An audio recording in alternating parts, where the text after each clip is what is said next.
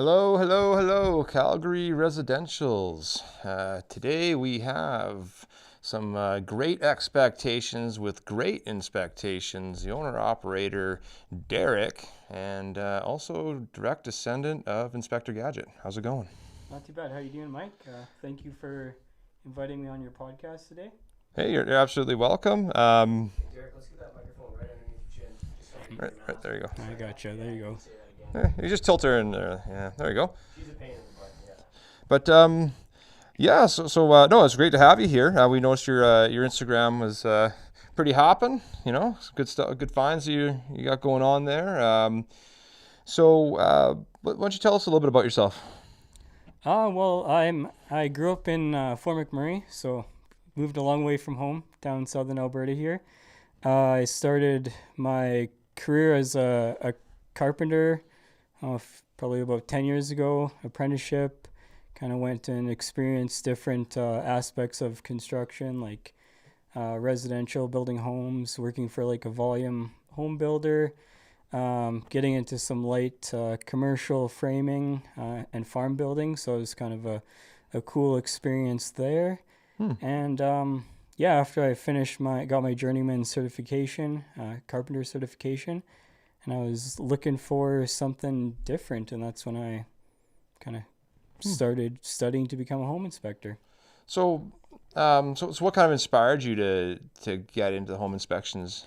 Uh, Basically, what I was seeing just in my career, just with new homes coming up, kind of corners getting cut, renovations that people obviously didn't get permits for, and just different stuff like that. I wanted to make sure that homeowners are educated on what they're purchasing, or if they're going to take on a reno, that they're educated and going to do it properly. So I assume that you spend a lot of your day dealing with a lot of corner cutting people. You know, like that's kind of what you're looking for on a regular basis, eh? Yeah, corner cutting, and then just lack of maintenance on, somebody owns a home, kind of buy it, you set it, forget it. Most people do that, unfortunately, so it turns into a bigger problem than what it started out to be. For sure, yeah. You can't ignore things. You can't just like bury your head in the sand. Especially with houses, they just Oh, kind of builds up. Yeah. yeah, exactly. Like a little piece of siding missing off the side of your house. If it's not fixed right away, like, could Yeah. turn into a big issue. Well, yeah. It'll just keep ripping off. More and more, just keep going as time goes on. Water gets in. What brought you out of you said Fort McMurray? Yeah, Fort McMurray. So, yeah, I guess growing up, I didn't want to work in the oil sands. Like, I did a summer job up there. I mean, it was cool, but just looking for something different. Ended up moving down to Edmonton for like about 10 years, and that's where I did my carpentry apprenticeship in the Edmonton area. Met my fiance. Her family's from Lethbridge, so Oh yeah. Calgary was the the middle ground. So that's how we Cool. ended up here. Wow. Yeah, that's quite a ways to meet somebody in a way. For me, like Fort Mac, it's almost like a place I've never been there or visited there. It's almost like a tourist attraction right now at this point for me. Like, should anyone go there? Honestly, like I enjoyed growing up there. It was good to me. Lots of stuff to do. Um, you know, Mountain biking, snowboarding, lots of outdoor activities. I mean, Mm-hmm. it always was nice to travel down to Edmonton to the big city. Obviously, there's not a whole lot of shopping up in the Fort McMurray area, so if you wanted to, experience that kind of stuff, I mean, it is better now. There's a lot more stuff up there. I've definitely seen it like at least double in size since I. Seems like that's the kind of the constant, just always doubling in size. Yeah, that's interesting. I think I might I don't know, I might go there one day. We'll see. I think it's on the bucket list. It's pretty far north though, as far as I understand. Yeah, I think it's about a 7-hour drive from Calgary. So Oh yeah. yeah. Hmm. Um, okay, so what inspired you to like actually like open your own business, so to speak? I guess ever since I was young, I always wanted to, own my own business, and that was kind of where it started from. I just didn't really know what business I wanted to get into. And I kind of just, first like I wanted to be like a renovator, and then Oh yeah. different kind of stuff like that. And I was like, home inspection seems like a good career with lots of longevity to it. So that's kind of how I fell or got into the home inspection industry. Right. So you've really, but it really sounds like you've really stuck to residential houses. Yeah, like the most I ventured out of residential would be, like I said, to do the light commercial and farm buildings. But even then, we did a few houses. It was all like wood frame construction, Hmm. mostly. Actually, did a church just outside of Edmonton. That was a pretty cool project Hmm. to build. Okay. Yeah. That's like whereabouts Edmonton? Like. The church that I worked on, it was actually outside of Edmonton in a small town called Morinville. So we basically did all the framing for that, the company that I worked for at the time. And yeah, it was really, really cool. Have you ever seen any like crazy injuries in with that framing? Um, no, I haven't, but there's lots of potential for injuries to happen. I mean, I'm sure working up on the roof. I mean, you can't always be tied off all the time, and so there is potential for some serious injuries. I've seen smaller stuff like obviously shooting your finger with a nail gun or something like That's that. But huge. That's gross. Yeah. What was that like? I haven't done it, but I've seen it happen. Oh yeah. It doesn't look fun, or Ugh. people missing fingers from running them through a table saw. Oh man. So Yeah, that's the crazy thing about those table saws. It's like, yeah, you could do it 1,000 times, but that one time you hit your finger, it's a big deal, you know? yeah, it doesn't take much, or even for the piece of wood you're cutting to bind up in the saw and kick back at you, and it could happen. How would you like for a kickback in a saw, how would you avoid that from happening? I mean, obviously you want to have a nice sharp blade on your table saw. Having a dull blade helps it bind up, and then there's like safety guards that you can put on that come with your table saw. I mean, a lot of people do take them off, but they're there for a reason. Right. Why would you say somebody would take it off? I mean, once you do more advanced stuff on a table saw, sometimes they get in the way, or it's just people don't know that it's a good idea to have them on. Right. Yeah. No, it's scary stuff. Operating with that kind of stuff all day just seems like it's an incident waiting to happen.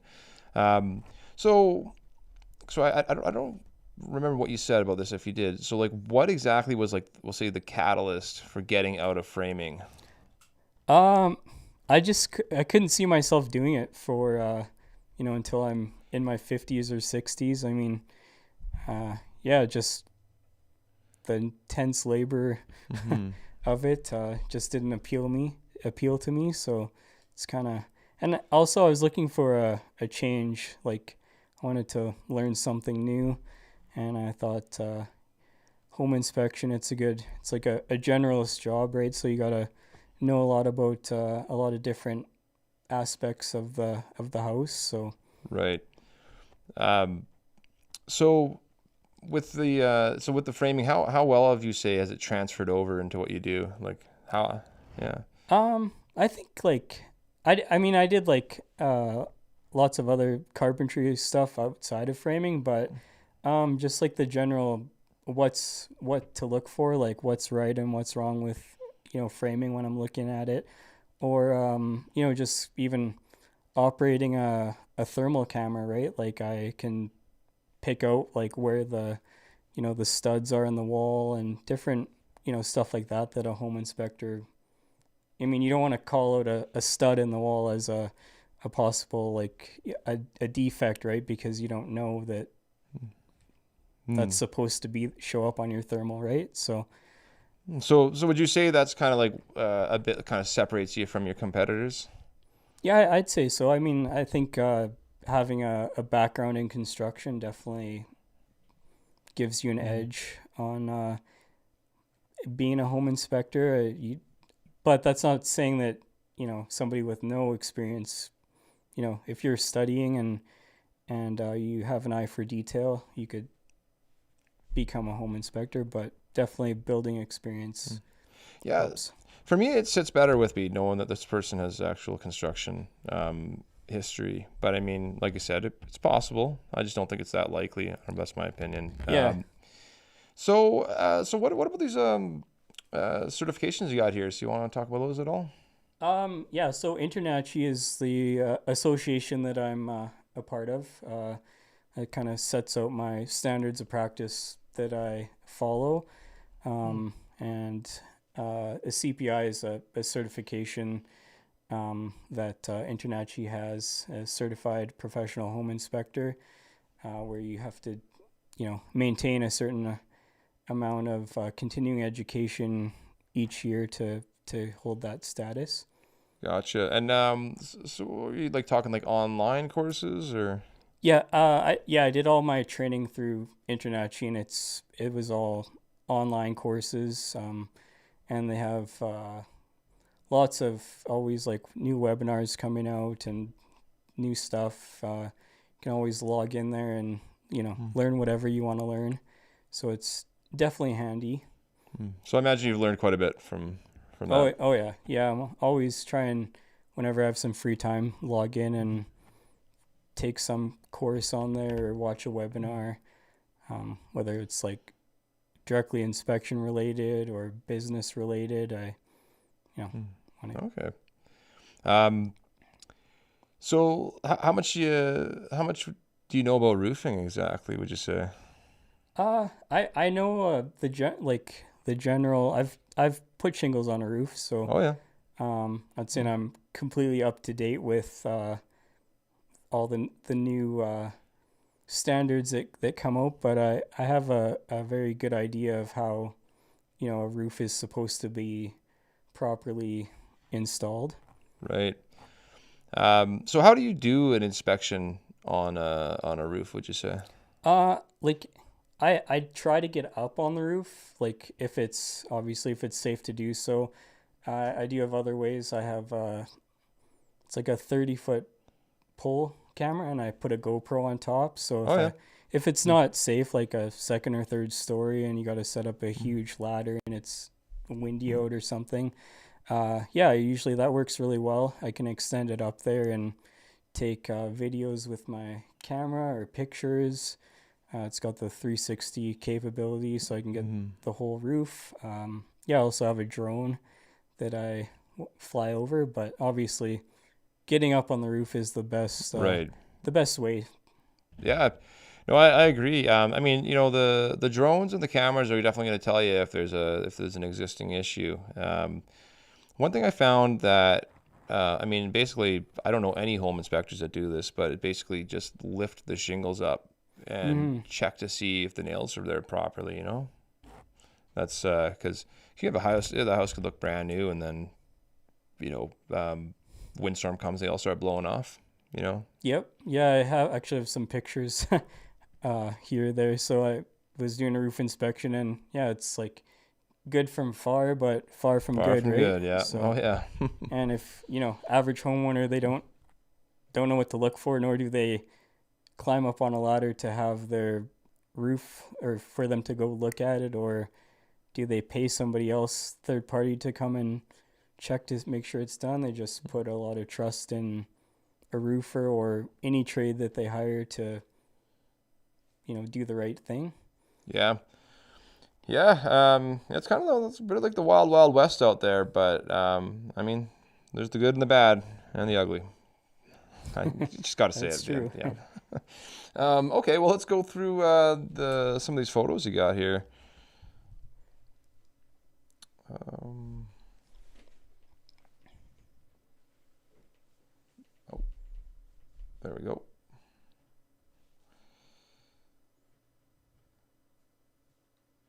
Internationally certified. All right. All right, so yeah, the first few photos I have are just of renovation work that took on.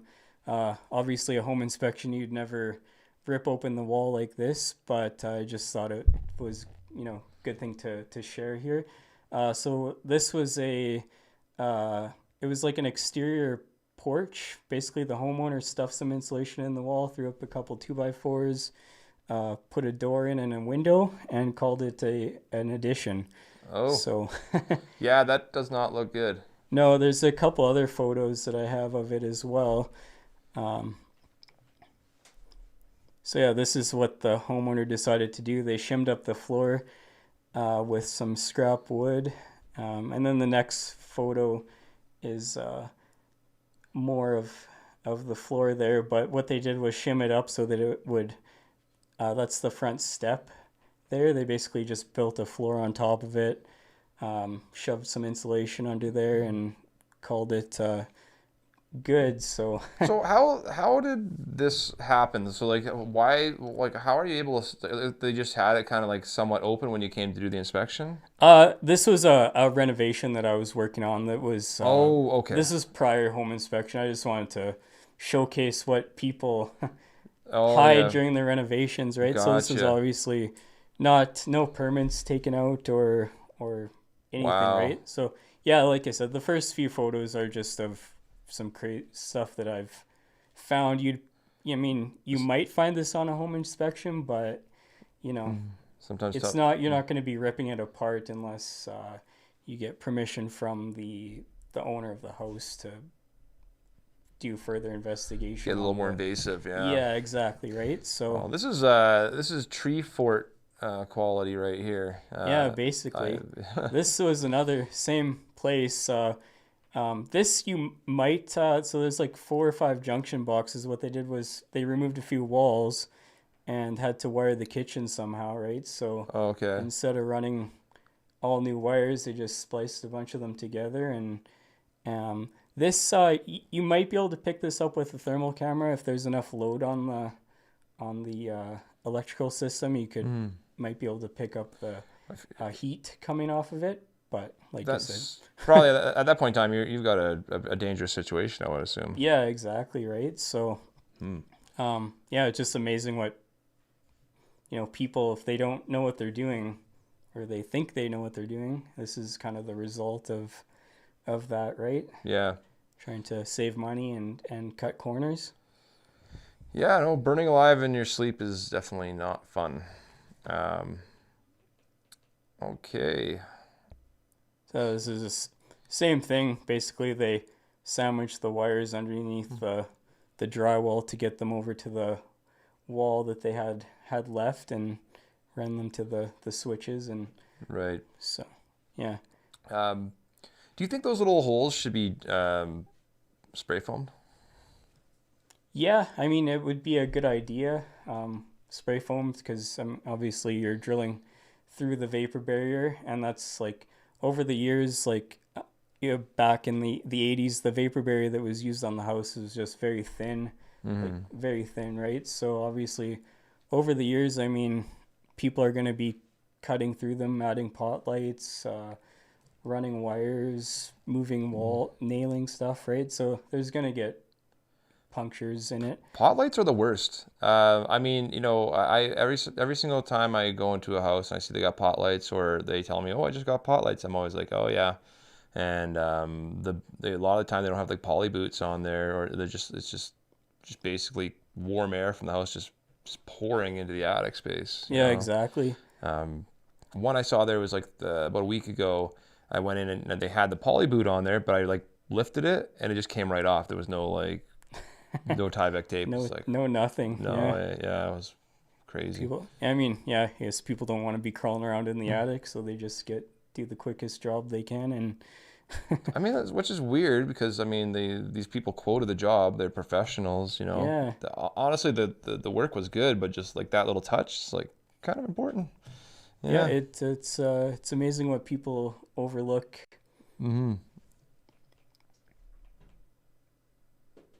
Yeah, so this nothing wrong with this roof. I was just showing like this is a picture that I took from my pole camera Oh that yeah. I have. So yeah, it's really handy when it's really hard to get up on a roof to take a nice detailed picture. Um, Something you can note to people about those vents, Mm-hmm. without the skirts on, those will let blowing snow in. Oh, okay. Honestly, though, not a big deal. Like, I mean, it's a little. You'll just get like a little, like maybe a little bit on your insulation. It's better not to have snow inside your roof. Yeah, But exactly. did you notice anything crazy with this roof? No, I didn't really notice anything crazy on this roof. Okay. Yeah. No, I mean, nothing stands out to me really. Besides those vents. Um, those vents really shouldn't even be used for our climate. Like they should. Yeah, Yeah. there's lots of. I mean, even like yeah, you see it. It's all like sometimes the snow will even blow in through the soffit venting or something. So kind Oh of. yeah. Yeah, we actually had a call about that not long ago, and they had mold coming through the ceiling because all the insulation had blown away Mm-hmm. from that one spot.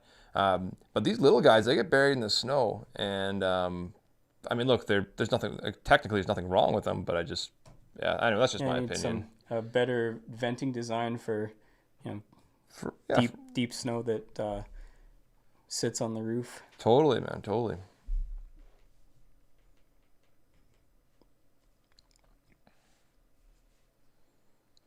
Um, Maybe my pictures might have got a little organized or disorganized, but yeah. So, anyways, this was a brand new roof that was put on after the hailstorm Oh, okay. in Calgary. Uh, the first photo is like of the garage roof, and everything looks good. Like they got the drip edge, Mm-hmm. so everything looks good. But as I climbed up further, no drip edge, no underlayment on any of the parts, missing step flashing in some areas, and Right. so it's just a quick.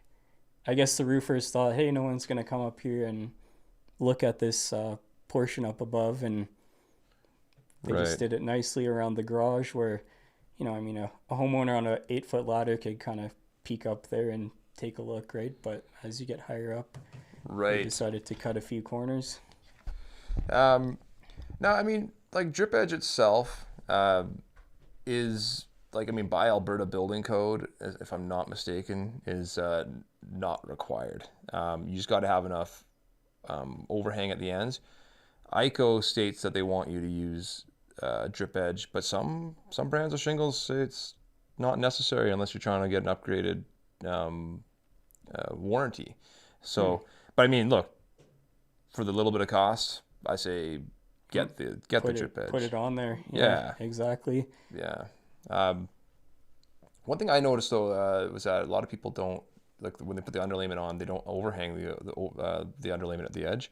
Hmm. ICO wants that overhung the deck base. Yeah, and I guess yeah, even some people don't install it because up the rake edge, it's the drip edge goes over top of the underlayment, Yeah. and some people put it um, put the underlayment over top of the drip edge. So that's Yeah, no, that's technically incorrect. But I mean, ICO, from what I understand, is they don't care. Like on the eve end, they don't care if it's if underneath or it's over top. underneath or over top. Yeah, and then sometimes you have to put the underlayment underneath the drip edge. So for like really low slope roofs where the ice build up and things, you gotta do that. But anyway, um, let's move along. Uh, yeah, this year, this capping here blew off in a windstorm, and the homeowner Mm. took it upon themselves to glue them back down with some kind of glue and some nails, Oh and yeah, so wow. definitely not a professional job that's going to last the life of the roof. Right on the street view too. Hey. It's like that's sad because you got a nice little garden down there. It's like you just reckon the how it all looks. Yeah, so it looks like they reused the cap. Hey, Yeah, I think so. I was it must have blown off and they just glue it back down. Okay. blown off, glued it back down, or found if they had some scrap shingles left over. Wow, was Man, anything to save a buck, I guess. Yeah, that just makes things more expensive. So were they trying to sell this house? Yeah, this is a buyer's inspection, so I found this for the future buyer of the house. Yeah. So Oof. yeah, that's how they just Yeah, because that's going to increase the overall cost now. Because I mean, it's all glued down now. It's like it's going to be way harder to tear off. It's going to wreck all the shingles going down. Like yeah, interesting. oh yeah, this was just of the this is where they started off with installing drip edge and Oh yeah. um, kind of as they progressed higher up the roof, started to leave out That's pretty shady. some. I mean, I think it's pretty important to have a good underlayment and some drip edge on there. Right.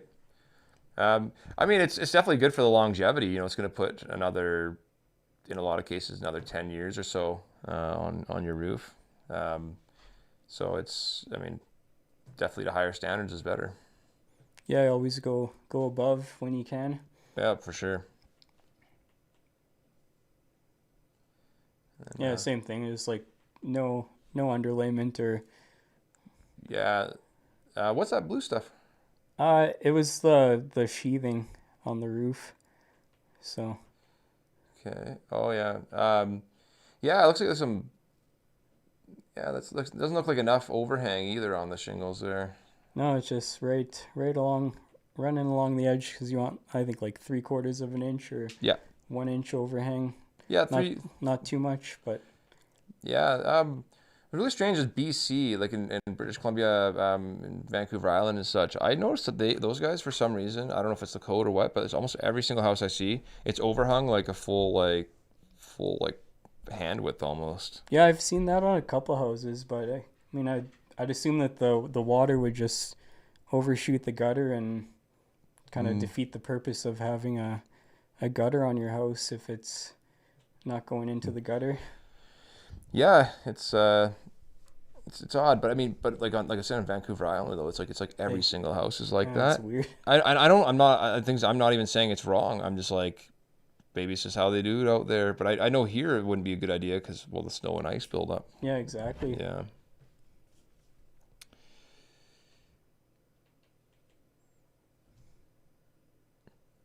What do you see in here? Just lack of the drip edge again. So I see just along your gables. yeah, Yeah.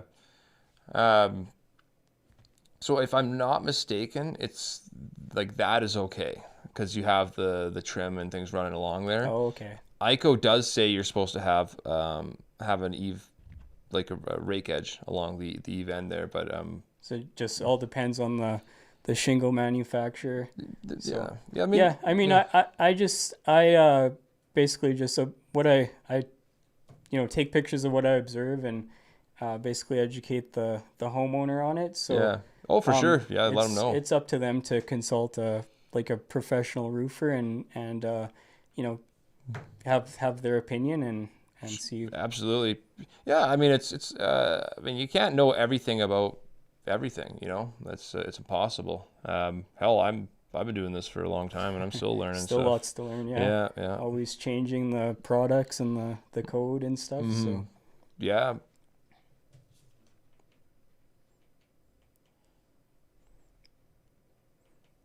yeah, same thing. Just pour.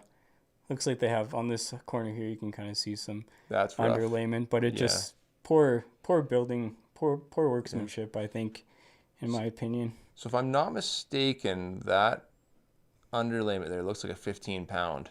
And you're not supposed to have 15 pound on your eve ends. You ever see, so like oops. So if you see like, actually, that's just, I think that's okay. It's like the I mean, building paper stuff. Right? Technically, I mean, like it is an eve end, but it's like, it's so close to the top, I wouldn't say that, but they should have that paper overhung, I would say at very least. But yeah, interesting though. Okay. Yeah, it's that's the thing. Like people roof these houses and they don't think somebody's gonna take a little look. Yeah, exactly. Or they get the payout from their insurance company and find the cheapest guy to do Oh, the yeah. roof, right? So I literally just had that happen. I think it's like 3 Instagram posts ago where these two guys, they're going to court. They got liens on their houses. Yeah, I think I might have seen it there actually. Oh yeah, yeah. No, that was yeah, not worth it. But that's good. You're checking for these things because I know a lot of home inspectors don't. That's the, so that's really great.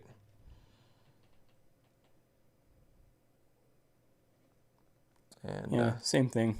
yeah, Just poor workmanship it's on. raw. I don't know why, like when like the Chef Ramsay comes out in me when I'm doing this.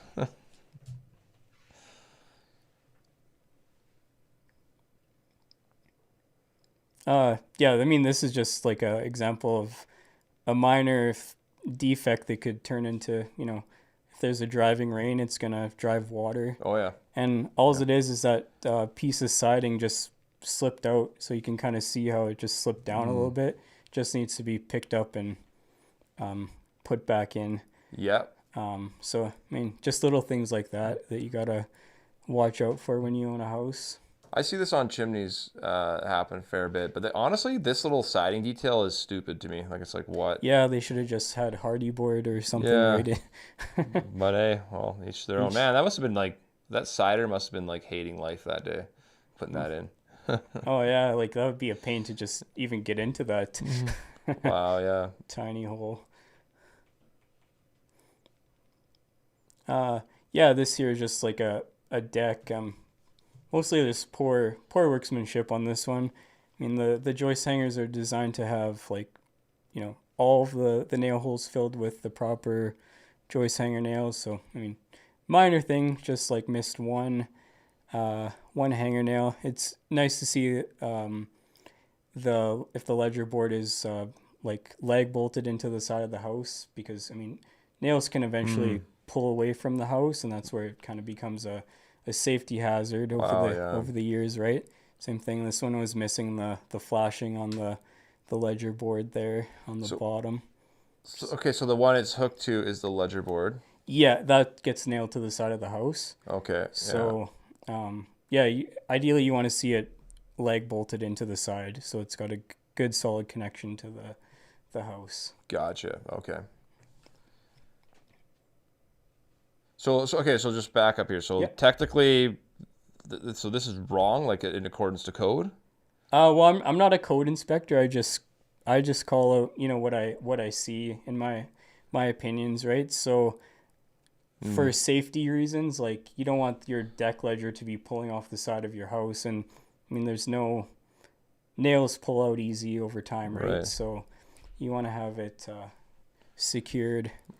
So what do you mean by that you're not a code inspector? I can't quote, like I don't quote code. I'm a generalist, right? Like I don't that's where like my recommendations, if I see something that's unsafe or not right, that's where I recommend the homeowner to have a professional like yourself, like if it was a roof, come in and take a look at it and get their professional opinion. Right. Just because a home inspector is supposed to know everything about everything, but in a general capacity. Right. Okay. So. Okay. No, that's good enough to me to understand that. I mean, yeah. I mean, so you rely on guys like me to know the codes themselves. Yeah, like I have a general idea like of the building code, like what's wrong and what's right, but I can't, because as soon as I say this isn't a code or something, then it puts me in the expert position. Gotcha. And a home inspector is a generalist, right? So that's where you're like a roofer, a professional roofer, right? So it's where you call in the qualified.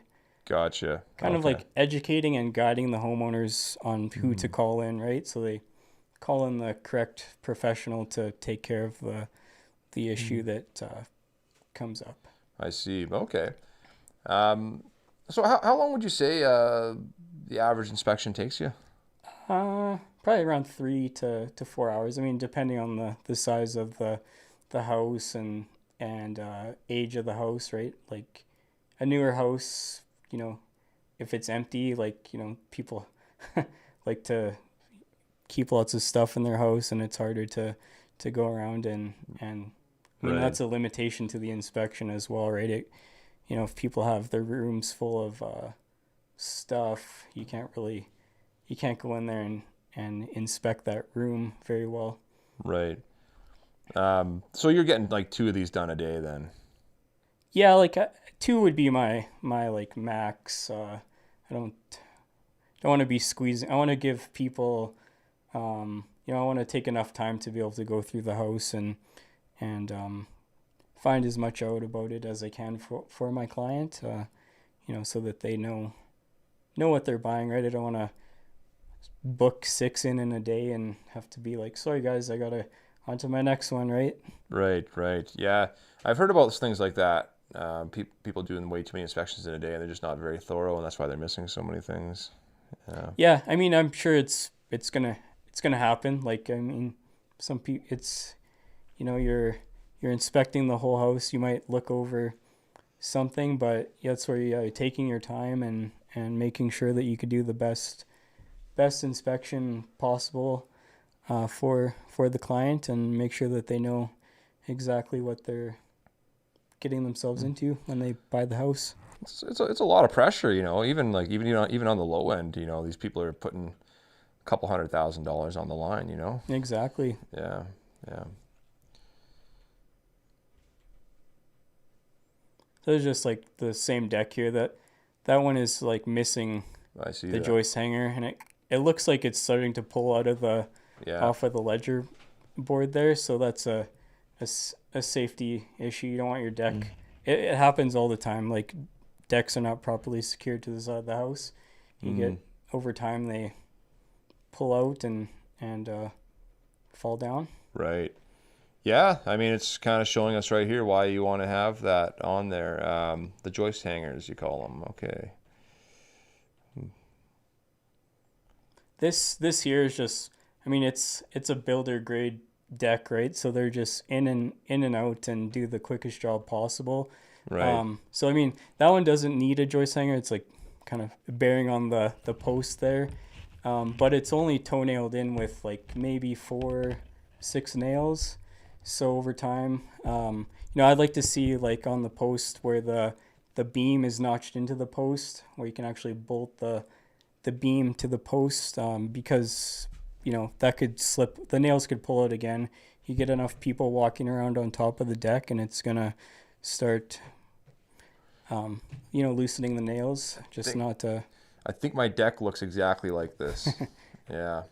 So you're saying you'd want it like kind of more integrated into the deck above it. Yeah, like where you can kind of, where the post is notched out, where the beam can sit Yeah. kind of in a like a L shape type thing, where you can leg bolt the beam to the post, just so it's not loose, and so. That makes total sense to me. Interesting. And so is this, I mean, I know this is, you're not a code specialist, but is this code, do you know if it is or not? I can't really. I don't really know. I just like to see it built a little bit better than this for safety purposes. All And makes sense. each each individual, like, city and municipality have different requirements for different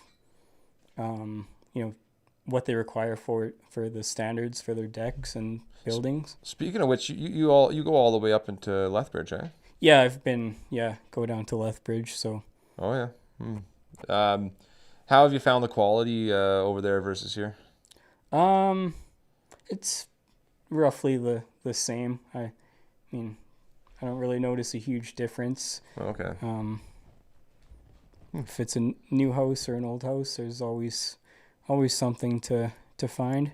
That's an interesting thing, and that's what a lot of people have this misconception. It's like, oh, it's new, everything's perfect. It's like, Oh, no. yeah. I mean, this house was maybe 5-6 years old. Like, it wasn't, not old by any means, right? But Yeah. just trying to, just the standards of the builder are not, Um, Well, I mean, you know what? If I was to have a house built, I would definitely want to have, a guy like yourself coming in midway, actually through the whole process, because the builders cover up a lot of stuff. Yeah, I I found. think that's a really good idea. Kind of have a phase inspection, third party person to come in there and document the process and make sure things are going smoothly. Or yeah, I mean, even if you're going to start a renovation, it doesn't hurt to get a home inspection to make sure that what you have is you know good, because you don't want to build on, I guess, like garbage essentially, right? You want to make sure that you kind of Mhm. have a good foundation. So what would you charge for a quick like inspection if a homeowner wanted something like that? Well, I would do it. I mean, it really depends on the situation, but for like a standard size house, I would charge like 450 to come in and do a complete home inspection based on the standards of practice. And um, I mean, each if it was like a systems based, then I could discuss that with the homeowner there. But Okay, okay, that's good to know. yeah, same thing. I mean, this is just poor workmanship. Like the builder just decided, cut that short, right? That's And horrible. decided not to cut a new piece, right? So Wow. I Yeah, mean, that's. it's bearing on the post, but it just And it seems like like something like that's so obvious, but they're relying on people just not being thorough. Like how do you expect to get away with that? You know, yeah, just kind of it's looking. staring you right in the face. Um, I had a home owner, and he was getting a horrible condensation in his attic, and the whole roof needed to be ripped off, and everything had to be like right down to the trusses, and they had to take all the decking off. And he went through the whole process. He knew that there was issues with this house, and he wanted to hire a home inspector to come in through, and they wouldn't let him. Hmm. Yeah, I hear that quite often where the builder doesn't want to have a home inspector, a third party come in to advocate for the buyer. Mm-hmm. Yeah, it's hurting, and so that's why I was thinking advice for homeowners. I don't know what you think about it, but is just before you get a house built, make sure that it's in the contract that you can have a third party. Yeah, I think that's a really good idea. A lot of builders, like especially the volume builders, they only have like scheduled times when you could come by and take a look, at the Mm. concrete, the framing, the mechanical systems going in, right? So That you that doesn't usually sit can't well. just show up and Yeah. come say, "Hey, I want to look at my house." They're kind of like, "Oh, well, it's not your scheduled time to come in." Yeah, no, no, no, stay out. We gotta hide things. We haven't hidden anything yet. That's not fair. Yeah, no, that's funny, but sad at the same time. Yeah, it is. It's really sad. If you build a good product, you should be able to let anybody Right? come Yeah. in, and you should be proud to have people wanting to come and look into your product. You should be running a tight ship to begin with. I mean, we have sometimes some of our homeowners want to like watch us do our roof or whatever, and it's like, I mean, and usually because they've been burned in the past. Yeah, exactly. So it's like, I mean, hey, we got nothing to hide. Come on up, you know? Or like, yeah, everybody has a phone now, right? So you can document your whole building process, show it to the homeowner. Yeah, yeah. No, that's the way we like to do things too. Uh, Um, so yeah, this is a image, thermal image that I picked up, and uh, I'm just, yeah, with like thermal imaging, I'm just there to qualify, not like quantify and take like exact temperatures and everything. It's okay. more just like, I'm looking for anomalies in the wall, temperature differences. So this was missing insulation in the attic. Oh yeah. So yeah, like whenever possible, I want to go up and you know confirm my findings. So if I can get up into the attic, into that area, or if it's moisture and I can get to the area, confirm it with a moisture meter. So yeah, I should have a picture of the missing insulation coming up next. So how handy have you found the moisture meter? I think it's pretty handy, especially like combined with the thermal Yeah. camera. You can pick up the temperature differences so like instead of going around the whole house with your moisture meter trying to blindly find Right. moisture, you can pick up the temperature differences with the thermal camera, and then just confirm with the moisture meter that there is moisture in that area. Right. Right. Okay. So like that's yellow because it was a hot summer day, so it's like the heat's coming in down in from the attic. If it was cold, it would show up in a darker blue color because you'd have cold air coming down. Well, let's just say it one more time because people hate it. Moist. Moist. Okay, so next one. Here we go. Yeah, so this is that area looking at it from the attic. Oh It's yeah. obviously no insulation there. Whether it was mist when the house was built or the wind got to it and Oh blew it yeah. out.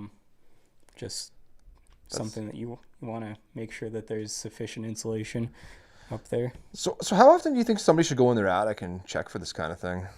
I mean, I'd say at least twice a year, maybe like in the spring and the fall, because of look at Calgary, like it could be -20 in the morning and +20 in the afternoon. Right. So that's where, if you're missing insulation or you have ventilation issues, that's where it's gonna cause problems, especially when we had the cold -30 temperatures.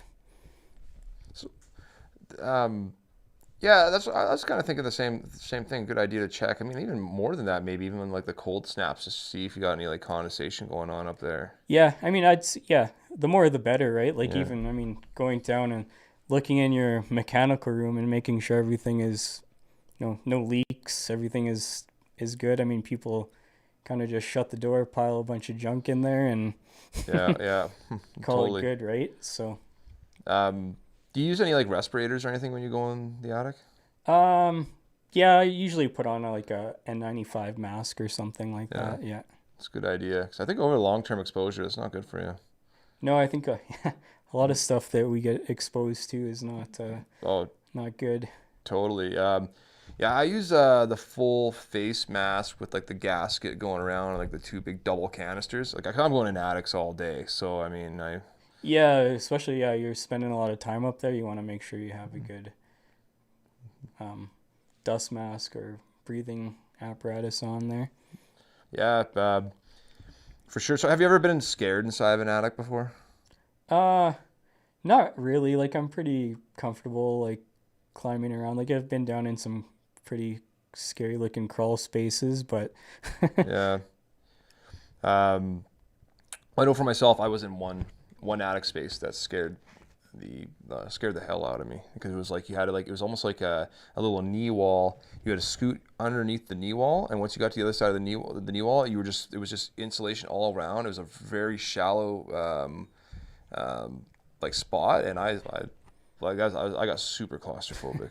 yeah, I was in a crawl space like that where the house had some additions put on it, and the homeowner just dug underneath the footing to get into the next the Oh, next yeah. area. So it was kind of not that wasn't too fun. Freaky, right? You just gotta stay calm, don't flip out. Well, especially when you're inspecting a home, you're more or less by yourself. I mean, Oh yeah. the homeowner could be there, or the buyer could be there, or the realtor, but Well, there's they're not going to follow you Yeah. down into the crawl space usually. no, but I guess best case scenario though, in some cases, you can just go through the drywall into the main. Yeah, I mean, Yeah. you got to definitely be careful and kind of know where to walk when you're up in the attic. I mean, you could slip and injure yourself, or you don't want to go, especially on a home inspection. You don't want to go through the roof No, if you can help it. I've seen that where homeowners, and this is multiple times, where homeowners will walk through their attic not realizing that they're walking on drywall, and you see like the old little footprints everywhere. Well, yeah, especially like nowadays, the depth of the insulation is definitely increased. To increase the R value, Oh yeah, so you can't see the trusses that you're right, walking on. right, right. So they're buried under a few inches of insulation usually. So No, for sure, for sure. Speaking of insulation, so what kind of depth do you like to see on your insulation?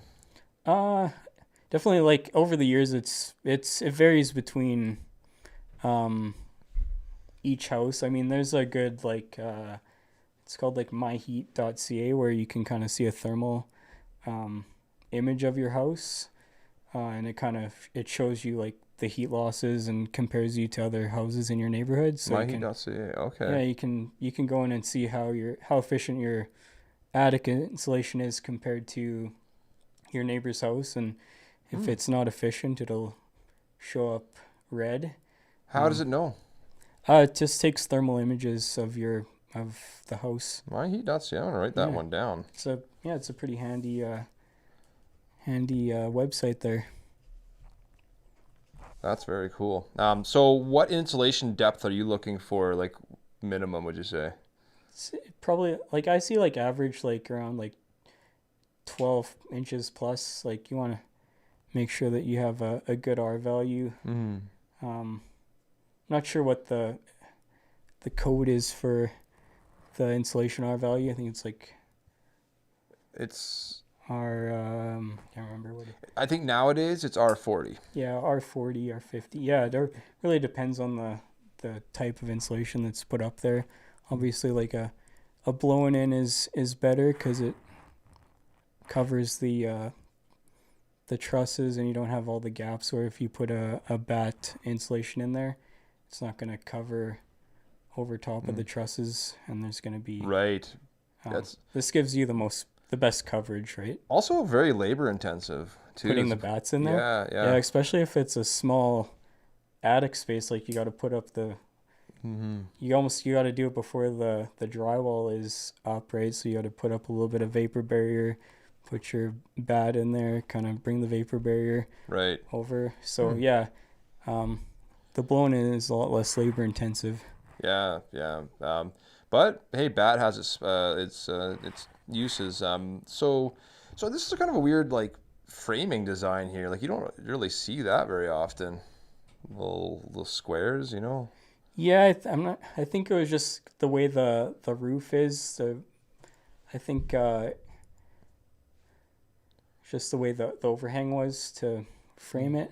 To me that's really odd. Yeah, it is. It does yeah. look. You don't really see that too often. Like you might, because yeah, you just see the trusses, Right, but right. it's kind of different framing. So okay, so are those trusses or joists? Like what's a joist? Because I keep. Joist is for the floor. Oh, So that would okay. be like there's different. So like what you walk on would be in an attic, like the bottom cord of the truss is what you'd be walking on. Bottom there's cord like, of the truss. yeah, then top cord is up on the top, and then the webbing. So there's different names for different styles of trusses, but yeah. Okay, that's yeah. Cause I knew that I knew the decking ones were called trusses, but I thought, okay, are these ones the joists? But okay, so that's lower cord. Yeah. So okay. the whole thing is the truss, right? Just Yeah. different names for each part of it. Okay, upper cord, lower cord, and then Or yeah, joists are the top floor. cord, upper. Yeah, I mean, there's different names. Yeah, but Like hey, Canadians have call things different. Americans call the things different, right? So it's, but yeah, those guys and their Z's, I tell ya.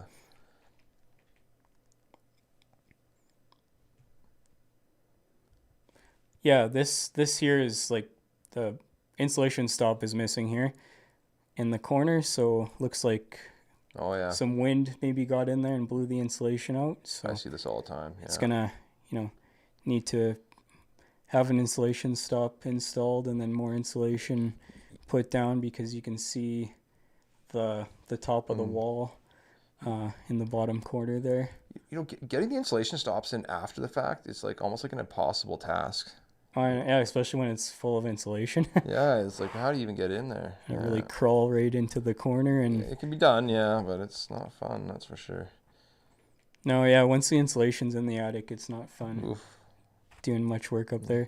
Uh, yeah, this is like, so I guess like back probably like 30 years ago, the maybe more. The vapor barrier was installed on the outside of the wall in the basement. Oh, okay. So there's vapor barrier on both sides, and that's gonna trap moisture in between the two, cause condensation to build up. So you want your vapor barrier on the warm side of the wall Oh, to prevent the hot and cold air from mixing. insane. Okay. So So I know they have that other kind of wrap now they're doing around the foundation, but that stuff allows the air out, right? yeah, like a Tyvek, that's like the house wrap on the outside. No, I That mean, would like, I've seen around the foundations, it's like this, like, I don't know, it's like these little, like, knobs that stick out of it. It's like on the exterior. on the exterior, yeah. That's a waterproofing membrane. So like can't remember what it's called, but it allows like the water to drain down into the weeping tile and away from the foundation. Oh, okay, So, yeah. but yeah, like a Tyvek product is like a breathable product that allows air or water to come out but not penetrate it Right, from right. the outside. So, Okay, so this is exterior though, right? this is interior. Oh yeah, exterior basement foundation wall. Okay, okay. Yeah. Huh, So. interesting. So that's a big fix then, hey? Yeah, well, I mean, yeah, you would have to basically rip. I mean, this basement wasn't finished yet. So Oh, I mean, perfect. you could pull the insulation out and then cut the vapor barrier out, but I mean, it's still a lot of work. Can you imagine finishing that? Like, nice, beautiful basement, and then it's like, oh crap, there comes the black mold.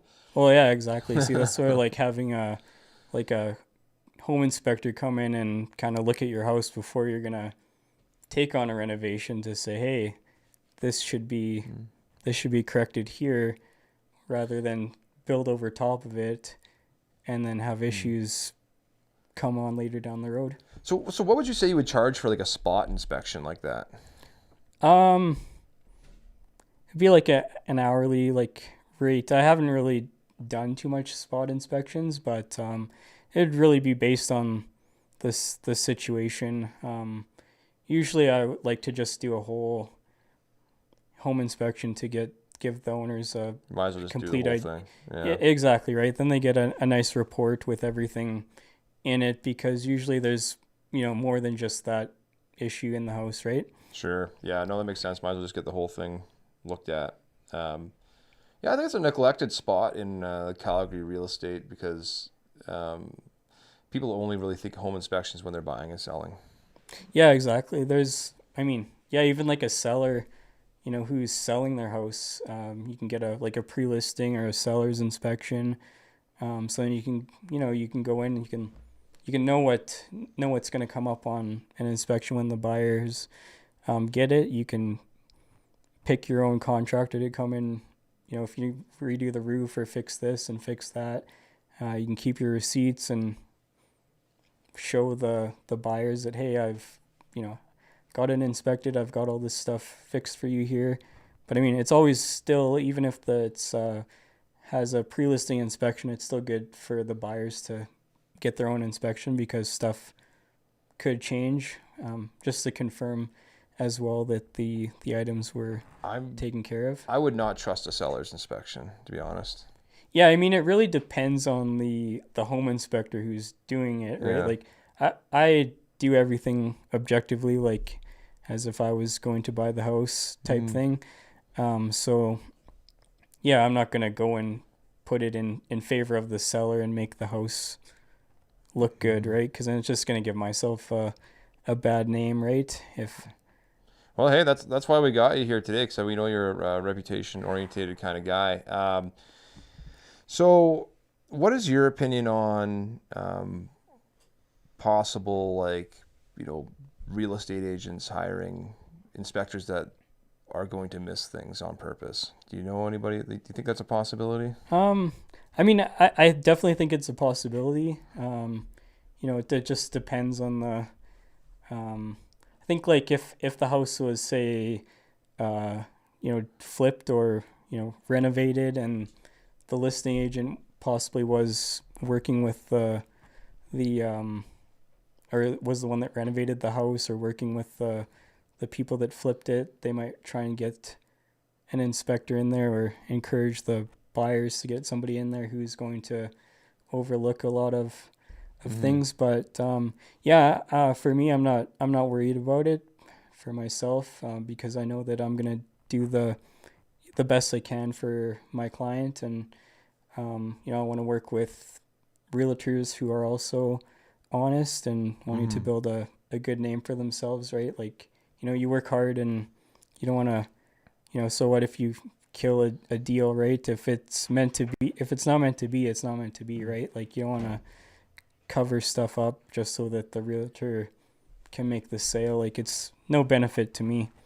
For sure. Well, and it doesn't feel good, but so I mean, Darrick, yeah, we need more guys like you out there for sure. That feel that way. I know that some home inspectors are booted out of the referral, we'll say, mill within real estate agents groups, because they're killing too many deals with their findings. Mm-hmm. Um, Yeah, I could see that happening too. I mean, like, I guess, like, when you're finding stuff, you don't want to get like overly excited about defects that you find, like, like, oh my God, like, I found this, and then it gets the homeowner or the potential buyer worked up and kind of scared over, could be nothing. I mean, even if it is a significant item, my job is to point it out and educate them on it, and kind of help them make that decision as to whether they want to continue on with the purchase. And if it is significant and they don't want to deal with it, then that's their choice, right? Well, I could see that there's no point in getting excited about it, because you don't know if they're getting a good deal. You don't know what they already know. Like, it's like they may have been expecting these findings. Exactly, right? So yeah, you get excited over something, and it's, could turn out to be a very minor issue in the homeowners or the buyers, kind of, because the inspector got really excited. It's going to make the buyers kind of nervous about moving forward, right? So that's kind of, I think that's where the deals would get killed for no reason, right? Right. No, you definitely don't want to be doing that. So when would you say is a time that you would get, like, we'll say, excited about something? Is there ever a time? I mean, I guess I could get excited, but I try not to show it, to the buyer until I, because like I said, I want to educate them on it. I don't want to make a huge deal out of something that's not. And that's but like, what would you say is a big deal?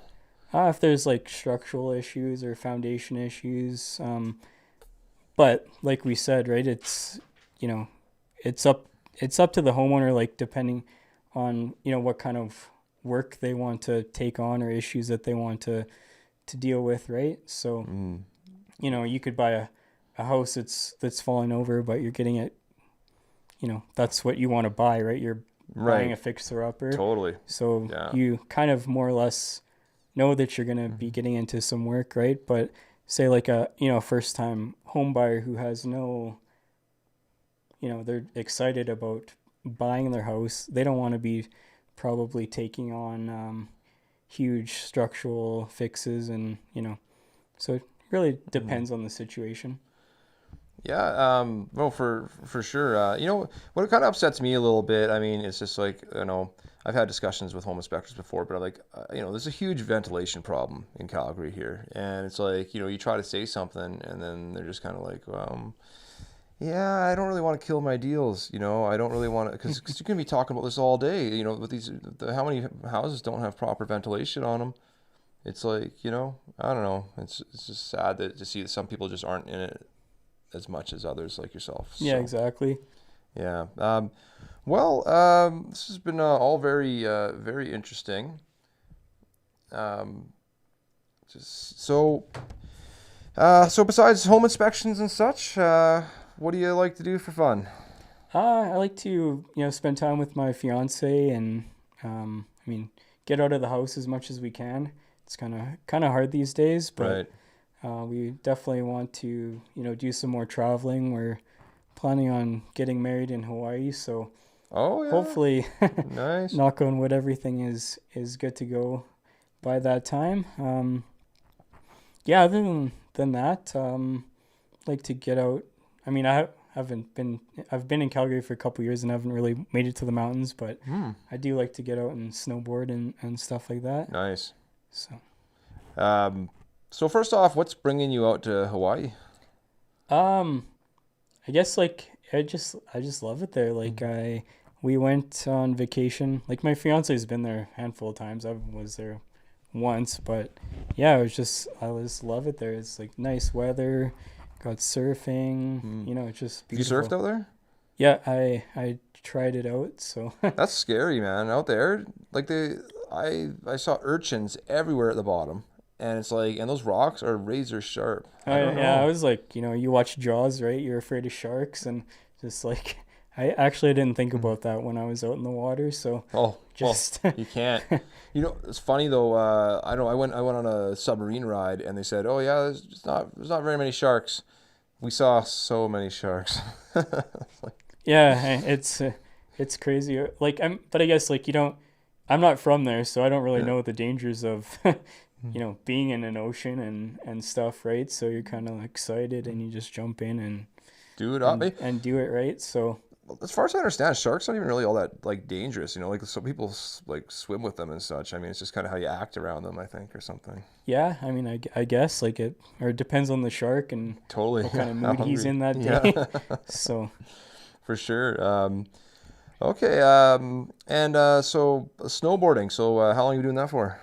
oh, since I think I was on skis since probably like I was like maybe 5 or 6. So really young, maybe a little bit older than that, but yeah, I think in high school I started snowboarding. Up in Fort McMurray, we had a really good local ski hill there, so it was actually, I mean, it's definitely one of the better ones that I've seen like non-mountain in Alberta. So yeah, that was awesome.